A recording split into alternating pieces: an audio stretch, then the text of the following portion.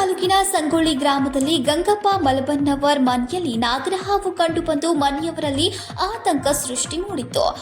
ಕೂಡಲೇ ಸ್ನೇಕ್ ಮಲ್ಲಿಕಾರ್ಜುನ ಗಾನಿಗೇರ್ ಅವರನ್ನ ಸಂಪರ್ಕಿಸಿದಾಗ ತಕ್ಷಣ ಅವರು ಆಗಮಿಸಿ ಭೀತಿ ಮೂಡಿಸಿದ ನಾಗರಹಾವನ್ನ ಹಿಡಿದು ಸುರಕ್ಷಿತವಾಗಿ ಕಾಡಿಗೆ ಬಿಟ್ಟರು. ಉರಗ ಪ್ರೇಮಿ ಮಲ್ಲಿಕಾರ್ಜುನ ಅವರಿಗೆ ಗ್ರಾಮಸ್ಥರು ಕೃತಜ್ಞತೆಯನ್ನ ಸಲ್ಲಿಸಿದ್ರು.